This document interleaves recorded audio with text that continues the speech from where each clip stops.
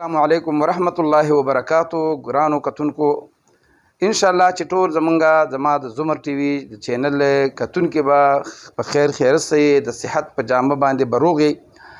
دوستانو. نن چې زه تاسو ته کوم وظیفه خیمه دا ډیره بهترینه او اهم وظیفه ده. دا وظیفه د دې مبارکه ده چې بعض وخت کې یو سړی په یو کمپنۍ کې کار کوي یا په کور کې د کور کاری ورته یا چرته سرکاري کاری او هغه کار دته په ذمہواري دته په حواله شي او هغه کار انتهایی سختي هغه سړی دا غني چې دا کار زما د طاقت نه بهر دی دا به څنګه کوم یا بعض وخت کې د یو کاری چې داغه ترقې مسلې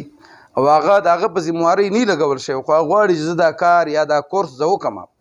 او هغه وی واقعي چې مشکل کارونه شته دي نو اکثر زمونږ چې کوم کار پاتې شي نو هغه مونږ نه دې د وجه نه پاتې کېږي چې مونږ وایو چې دا کار چې دی دا ډېر غټ دی ډېر سخت دی دا زما د وس نه بهر دی. نو هغه دوستان چې وایي چې یاره زه دا کار وکړم ځکه چې بعضې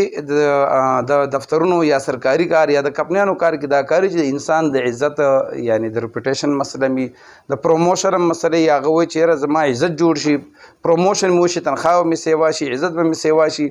خو هغه کار صرف دا و چې دا زه کولی نشم دا انتهایی ماته سخت دی یو غر ته جوړ شوي. نو دغه شانتي دوستان چې هغه یو کار کول غواړي او هغې په هغې باندې زړه نه کوي او هغه د خپل وس د طاقت نه بهر ګړي نو هغوی دپاره زه دا یو ډېره بهترینه وظیفه ښیم انشاءالله العزیز. دا وظیفه چې دوی وکړي نو تاسو به وګورئ چې هغه د غر عمره کار به الله راوالي او داسې وړوکی کار به شي دا چې کله وکړي نو دا به بیا حیراني چې دا څنګه دا دومره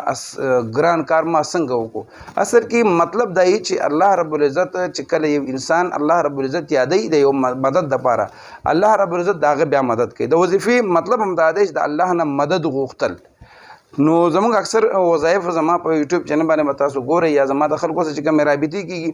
نو هغه به ډېر غټ مشکل کار وي نو هغه چې کله زه هغوی ته وظیفه وښیم نو هغه وایي ښاري صاحب دا به څو ورځې کوو نو هغې څه بیا د ورځو غم شي دا وایي نه وي چې دا کار زما د یو کال نه د 2 کال نه ولاړ دی بند دی نو دا خو څه مسله نشته خو بیا چې کله دا وظیفه شروع کړي نو بیا داسې د ورځو غم شي. نو دا وظیفه چې کومه ده دا د الله رب العزت د اسماء مبارکه چې کوم دی هغې کې یو نوم دی مقتدرو. داسې څوک چې هغه خپل کار یو مشکل مهم سر کول غواړي یو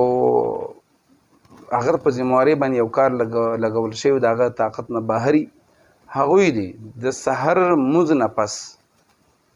یو 1000 مرتبه زر پیري یا مقتدرو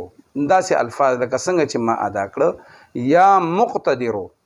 دا دی زر پیري وایي او د هغې نه پس دی دغه خپل کار دپاره د الله نه سوال کوي او دې وظیفې دوران کې دې دا سوچ کوي چې دا وظیفه زه دپاره کوم چې یا الله ماته دا فلان کې کار ډېر سخت شوی دی او الله دا ماته آسان کا.